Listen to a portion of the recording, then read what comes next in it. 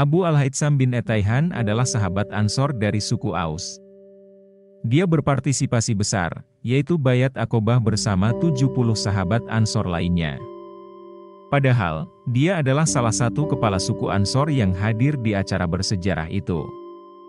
Dia juga berpartisipasi dalam perang Badar, Uhud, Khandaq dan semua perang dengan Rasulullah Shallallahu Alaihi Wasallam. Nama dan silsilahnya adalah Malik bin Etaihan bin Malik bin Atik bin Amr bin Al-Aus Al-Ansori. Ada yang mengatakan dia adalah orang pertama yang berjanji setia kepada Nabi di Bayat Aqobah II. Ibnu Ishaq berkata, orang-orang Bani Najjar percaya bahwa Abu Umamah As'ad bin Zurarah adalah orang pertama yang bersumpah setia kepada Nabi. Sedangkan Bani Abdul Ashihal mengatakan yang pertama adalah Abu Al-Haytham bin Etaihan.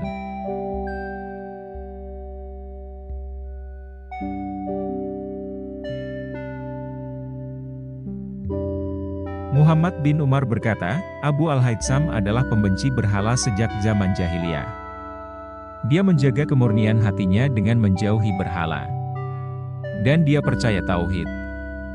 Dia dan As'ad bin Zurarah adalah dua muslim pertama di Ansor, keduanya adalah masuk Islam di Makkah. Kemudian mereka bergabung dengan 8 orang pertama yang beriman kepada Rasulullah Shallallahu Alaihi Wasallam. Mereka semua percaya sebelum orang-orang mereka. Dan Abu Al-Haytham adalah salah satu dari 6 Ansor pertama yang bertemu dengan Rasulullah Shallallahu Alaihi Wasallam di Makkah. Kemudian mereka pergi ke Madinah dengan Islam mereka.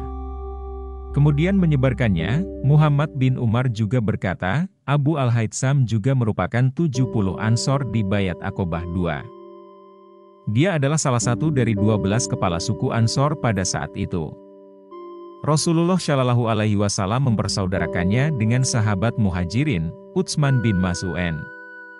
Abu Al-Haytham berpartisipasi dalam pertempuran Badar, Uhud, Khandaq, dan semua perang yang diikuti oleh Rasulullah. Semoga Tuhan memberkati dan memberinya kedamaian. Ada juga yang mengatakan bahwa Ansor pertama yang masuk Islam adalah As'ad bin Zurarah dan Zakwan bin Abdu Qais. Keduanya pergi ke Makkah untuk menemui Utbah bin Rabi'ah.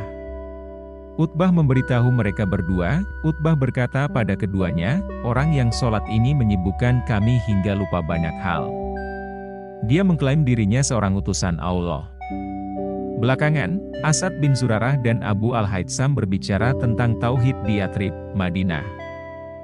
Zakwan bin Abdu Qais berkata kepada As'ad bin Zurarah dari perkataan Utbah, ikutilah agama ini.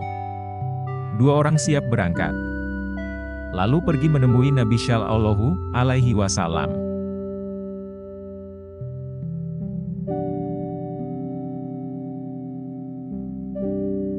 Sesampainya di Mekah, Nabi menyarankan Islam kepada kedua orang ini. Keduanya beragama Islam.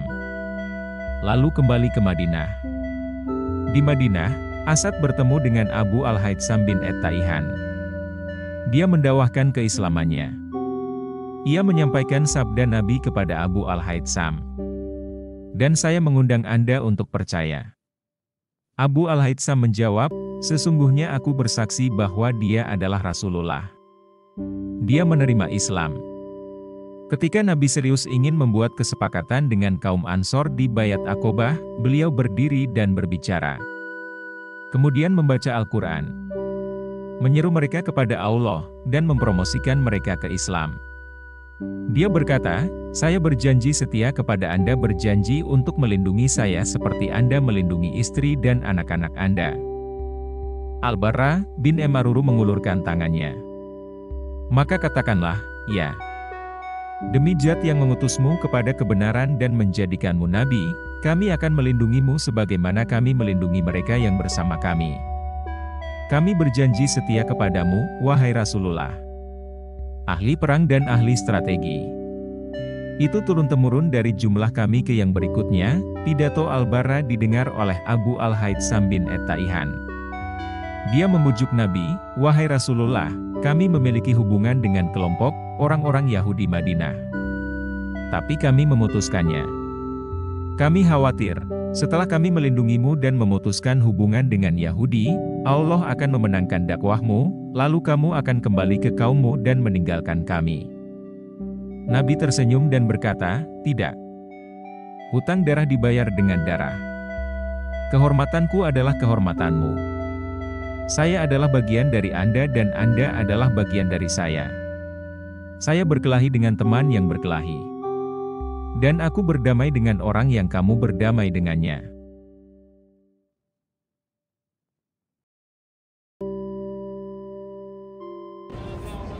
Maksud Rasulullah, "Kalian tumpah darah melindungiku." Balasan yang layak juga adalah tumpah darah melindungi kalian. Kalian memutus hubungan dengan Yahudi karena Yahudi menolak Nabi. Aku juga memutus hubungan dengan Quraisy yang menolakku meskipun mereka kerabatku. Kisah lainnya yang menceritakan tentang kebersamaan Abu Al-Haytham dengan Rasulullah Shallallahu Alaihi Wasallam adalah sebuah riwayat dari Abu Hurairah radhiyallahu anhu. Suatu hari atau malam Rasulullah Shallallahu Alaihi Wasallam keluar bersama Abu Bakar dan Umar. Beliau bertanya, "Apa yang membuat kalian kedua keluar rumah di jam-jam seperti ini?" Keduanya menjawab, "Rasa lapar, Rasulullah." Beliau berkata, "Aku juga demi yang jiwaku berada di tangannya, yang membuat aku keluar juga apa yang membuat kalian keluar. Mari kita pergi." Keduanya pun pergi bersama Rasulullah. Mereka menemui seseorang Ansyar. Ternyata sahabat tersebut sedang tidak di rumahnya. Saat istri sahabat tersebut melihat kedatangan orang-orang mulia ini, ia berkata, "Marban wa ahlan." Rasulullah berkata, "Mana si Fulan?" Istrinya berkata, "Ia pergi mengambil ari untuk kami." Lalu sahabat itu datang. Ia melihat Rasulullah Shallallahu Alaihi Wasallam bersama dua orang sahabatnya. Ia berkata, "Alhamdulillah. Pada hari ini tak ada seorang pun yang memiliki tamu semulia tamuku." Ia menghidangkan wadah berisi kurma segar, kurma kering, dan kurma basah. Lalu berkata, "Makanlah ini." Kemudian ia mengambil pisaunya. Rasulullah berpesan, "Perhatikan, jangan sembelih yang bersusu." Ia menyembelihkan untuk tamu-tamu mulianya. Mereka pun menyantap hidangan daging kambing itu, ditemani dengan setandan kurma dan minuman.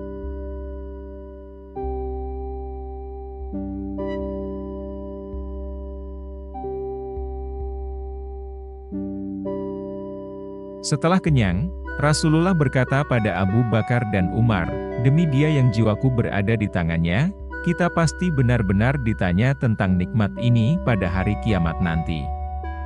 Kalian keluar rumah dalam kondisi lapar. Kemudian pula dengan merasakan kenikmatan ini. Siapakah sahabat yang menjamu Nabi Shallallahu Alaihi Wasallam, Abu Bakar, dan Umar radhiyallahu anhuma ini? Dialah Abu Al-Haytham Malik bin Etaihan radhiyallahu anhu." Abu Amr mengutip berita dari Al-Ashmai.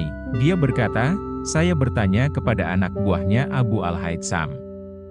Mereka berkata, dia meninggal saat Nabi masih hidup, Tuhan memberkatinya. Dia dan memberinya kedamaian, berkomentar, pidato ini tidak diperbolehkan." Salih bin Kaisan berkata, Abu Al-Haytham meninggal di bawah kekhalifahan Umar. Yang lain berkata, dia meninggal pada tahun 20 Haji.